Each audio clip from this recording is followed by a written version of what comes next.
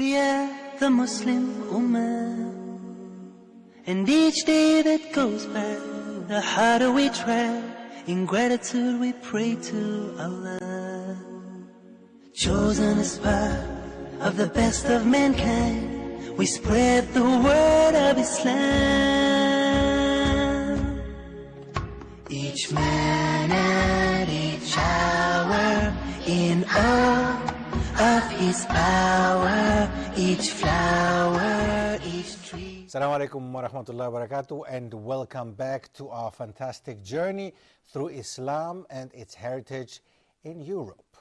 Now, I'm Dr. Stef Keris, Abu Yasser, and I have written a book which focuses pretty much on the Ottoman heritage, Ottoman Islamic heritage in Greece and the region of the Balkans.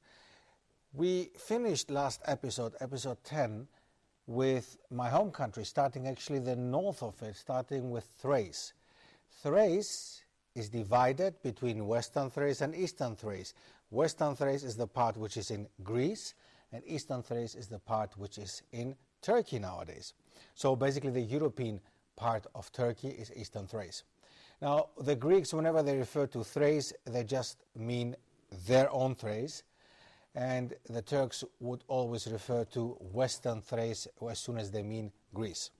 So it might be a bit confusing, but again, this is the confusing bit of the Balkan policy, Balkan situation. Unfortunately, I think you have all realized that we are dealing with really complicated matters in the Balkan countries, and it's not straightforward as it might seem sometimes. Now, just to take a look again at the map which I have here again about the Ottoman conquests. When did the Ottomans conquer certain, or when did the Ottomans, we should rather say as Muslims, open certain countries in the Balkan area, the Balkan Peninsula? Now, just a quick one. Greece itself was opened with Constantinople, 1453 onwards. Constantinople, of course, Istanbul, 1453, by Sultan Mehmed Fatih, as we have already learned. Now, Albania, 1385, the northern neighbor of Greece. Next to Albania, we're going to Serbia, which was basically opened for Islam in 1398. Serbia is nowadays divided in different parts. It used to be Serbia, Kosovo, Montenegro, all one. Now Serbia is on its own. Montenegro became Ottoman in 1496. Bosnia-Herzegovina, the neighbor in the north of Serbia, basically became 1459 part of the Ottoman Empire. And then we go over to Wallachia, which is nowadays Romania, 1476. In the south of Romania, Bulgaria, 1362 to 1395. That was the period that it took them to take the entire country. And last but not least, Macedonia. And with this one, I mean the former Yugoslav Republic of Macedonia, which nowadays is an independent country. Now, let's not mix it up. Let's try to stay focused. It might be confusing, but let's try to understand. There is a province in Greece which is called Macedonia, which is the biggest province of Greece. And there is a country which is called former Yugoslav Republic of Macedonia, in the north, basically, of the province of Macedonia in Greece. So again, back to this map.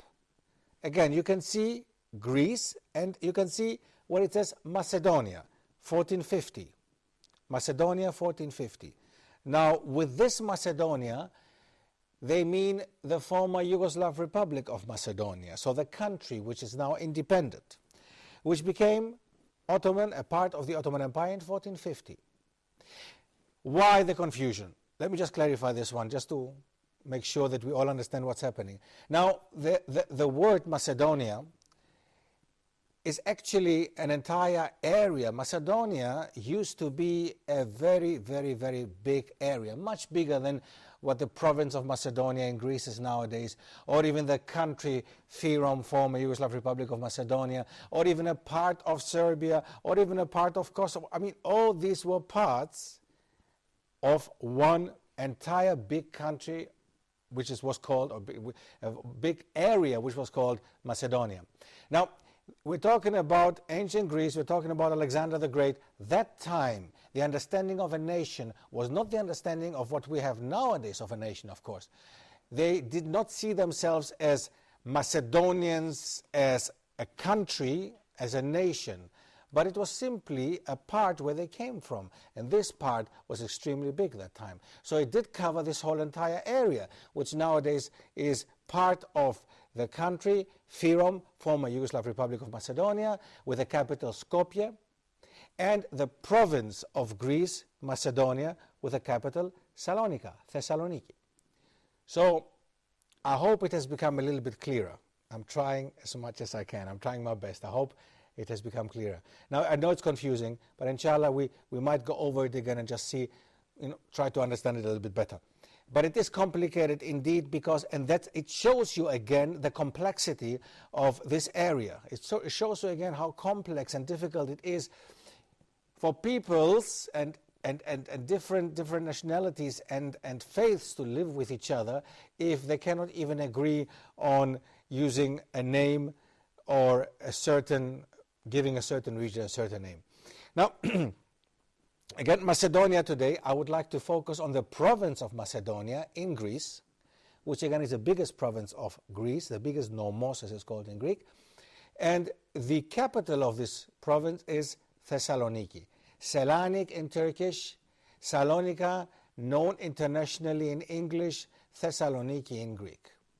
Why so many different names? Now, simply because of the confusion that we have. It has changed so many rulers. It was not just Greek, it was also Bulgarian for a while, it was Turkish. Even the Jews had a very, very long-lasting period of flourishing cultural activities in Salonika, in the capital of Macedonia. So all these people have left something behind. Alhamdulillah, and this is beautiful. As I said before, we should not let anybody else come and tell us, Muslims, that multicultural is something that we have to now adjust and adopt because it's something of the modern times. Being multicultural and having a multicultural way of life, it's something that we as Muslims have experienced already centuries before.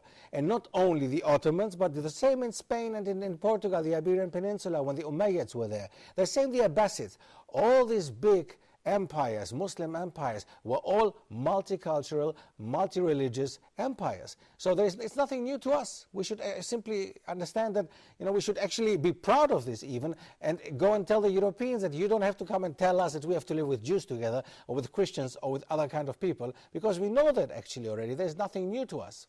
That's not at all new. So, again, if you go back to Greece, now take a look at the province of Macedonia. I'm showing you the map again, the map of Greece this time. Now, we have dealt with Thrace already, and we're moving over to the next province, as we just explained, the province of Macedonia, which is the biggest province of Greece, with its capital, Salonika. Salonika, Thessaloniki will be taken care of in the next episode, inshallah. This episode, I would like to focus a bit on one important city, which is called Kavala. Kavala used to be the city where a very big personality came from. Now, his name, Muhammad Ali. Who was Muhammad Ali? Now, in case we have Egyptian viewers at this moment, now jump up and be happy, be proud of yourselves. Muhammad Ali was the ruler of Egypt. Yes, indeed, he was the one who came from Kavala. Kavala, a Greek city in Macedonia. Now, originally, he's of Albanian background. He has an Albanian origin. He's Albanian origin. So basically, again, that shows the multicultural way of the Ottoman Empire. The Muhammad Ali himself was Albanian originally, was born and grew up in Kavala, in Greece, nowadays Greece, and went to rule Egypt. Until nowadays, his family has still roots, after 5-6 generations, still in Egypt. MashaAllah, they're Egyptians now, right? Nobody can deny that.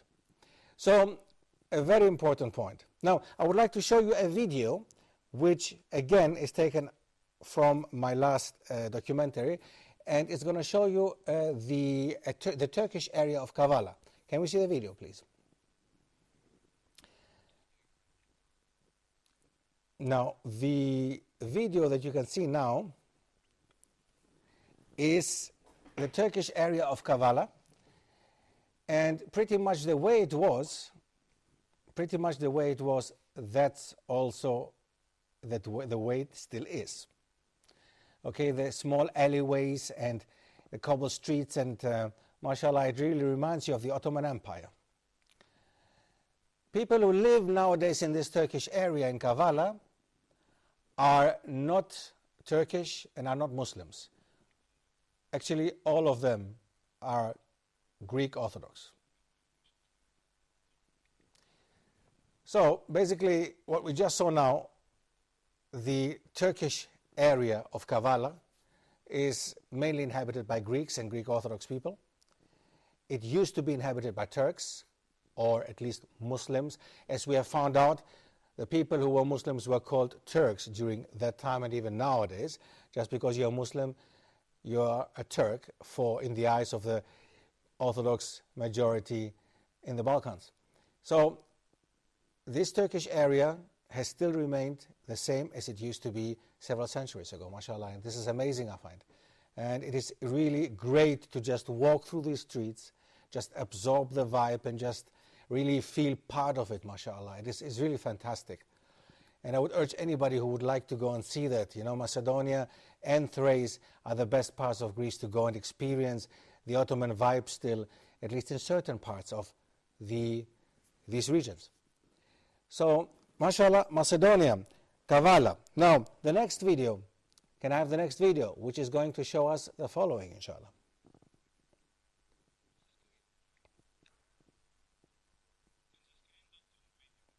Right.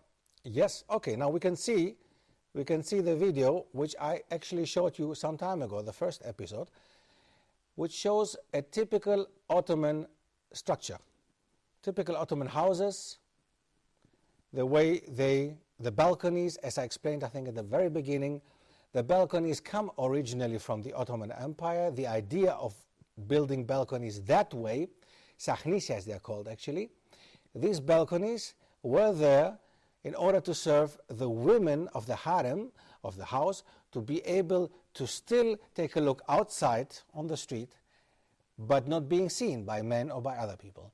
So that was the idea of balconies, which originate from the Ottoman Empire. And these structures and this architecture still exists, as we can see, in certain parts of Greece, mashallah.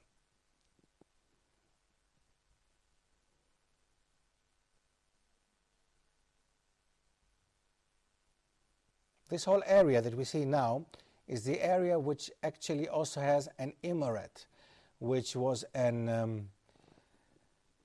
was a part of basically mosque and orphanage and madrasa, and all this complex could be a part of an emirate, as the Ottomans used to build one always, and they would include all these facilities in there for people who would be poor, would not have the facility to eat. They would go there, would be fed, and children would go to madrasas. Quranic schools were available, all mosques and all this. Now, there is a mosque still there in this city, which is the mosque, which has become a 5-star hotel nowadays. Now, it used to be it belonged to the Egyptian government. They sold it to Greece. Greece sold it to a private business person who made it a 5-star hotel in the same street. 5-star hotel, which nowadays costs at least 150 to 200 euros a night if you wanted to stay there. But it is really worth it. Whoever wants to, can afford it, is welcome to go and take a look at it, because indeed it has stayed as it used to be. Wonderful, mashallah.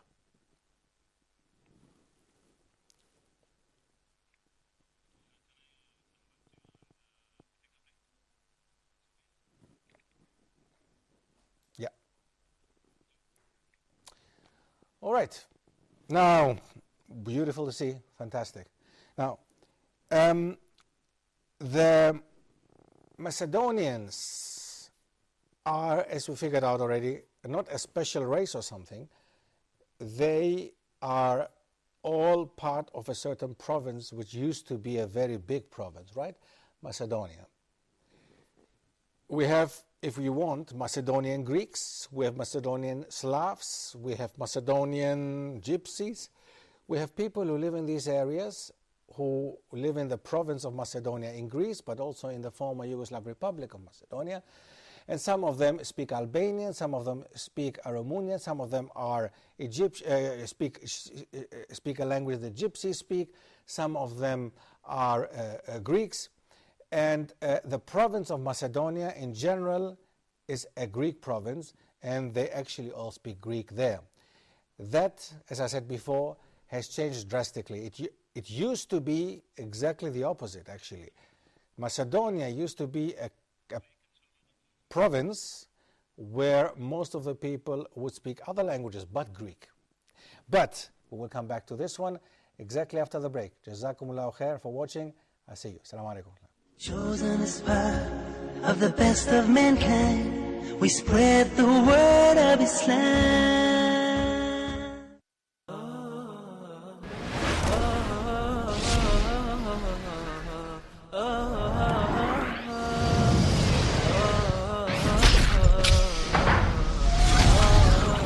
Why does Islam say, what is the purpose of our lives?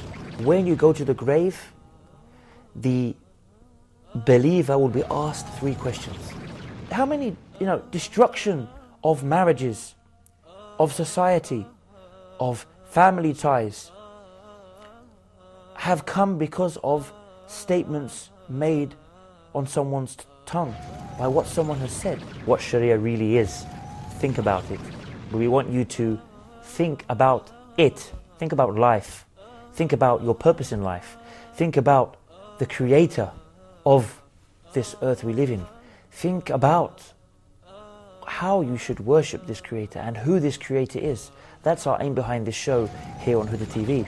Let's focus on what Islam itself says as a legal Islamic religious system.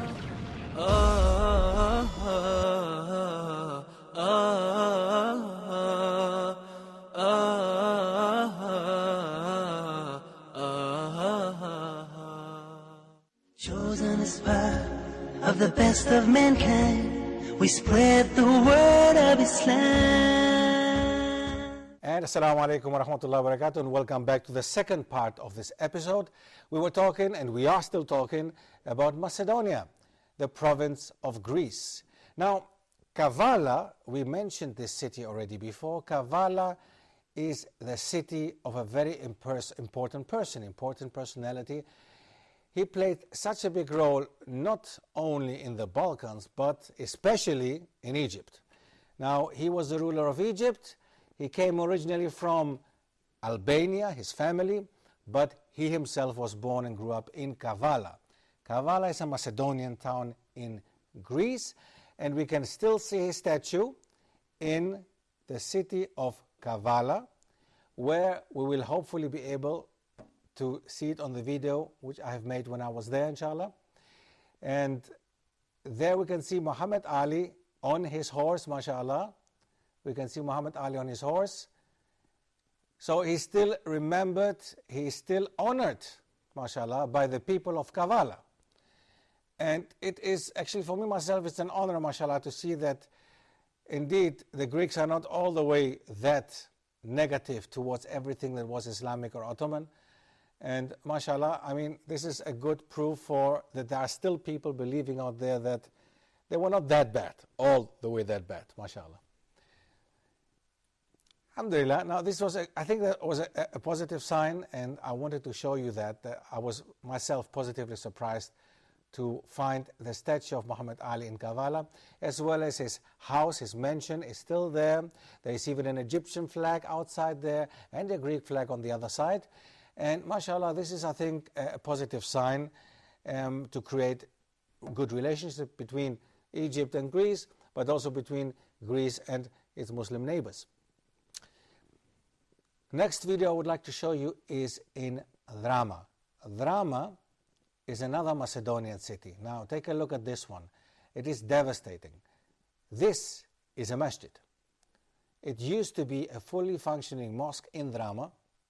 As you can see, we're walking through the mosque here at this moment, and you can see that it's anything but a functioning mosque. It's devastating, it's heartbreaking, and nobody really cares about it. Nobody really cares about this mosque, and it's left totally in a dilapidated state. And we are hoping that the Greek government, inshallah, will once be able to restore and get it back to its old pride and beauty, even if it's just as a museum, like they did the ones in Athens, or the one in Athens, or if it's just for the tourists to see, even if it's not a place of worship, let it at least be taken care of, mashallah. Now, the next video, please, is about the very same city, which is Drama still, but this is another mosque. This mosque was bought by the Greek government for several million drachmas, which means the drachma was a currency before the euro. The euro came to Greece in 2004. That means this building was bought long before 2004. And still, as you can see, nothing has happened with this building. It's there, and absolutely nothing has happened. It's just there, you can't even enter it. The other mosque that we saw before, the Sindrivan Jami as it's called, the other mosque, we at least could go in there, film it, and show the people what it looks like.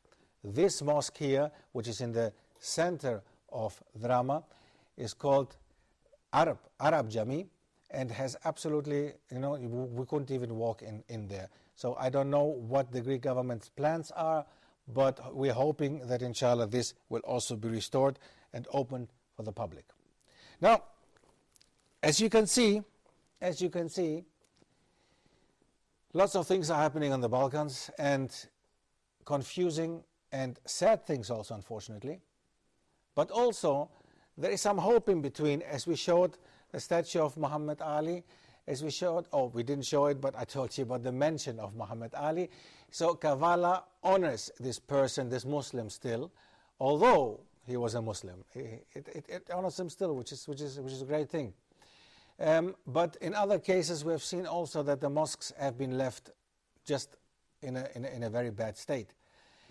The same has happened to other mosques throughout Greece, and we will see also, unfortunately, we will have to look at other mosques which are in the same state, if not even worse. And we don't know really what the idea of the Greek government is, what they're planning to do. Seeing, of course, the problems and the austerity measures that the government has to take nowadays, the problems that the Greek government has at this moment, we don't expect a lot to happen in the near future. We are hoping, inshallah, in the future, in the further future, that something will, inshallah, happen, that these mosques will open, that these mosques will go back to their state as they used to be. If not places of worship, then at least museums or places where people can go and still admire the Ottoman heritage of our country. Now, towards the end of the episode, I would like to give you 2-3 things. The landmarks that we have seen before in Thrace, but also in Macedonia, some of them, are pretty much Ottoman or Islamic. Like the 2 landmarks of Komotini are the 2 mosques. The one is the new mosque that we saw, and there is another one which is the old mosque, as it's called. These are the 2 names, the Yeni Jami and the Eşki Jami. So basically, landmarks of the Ottoman past, still in a city like Komotini.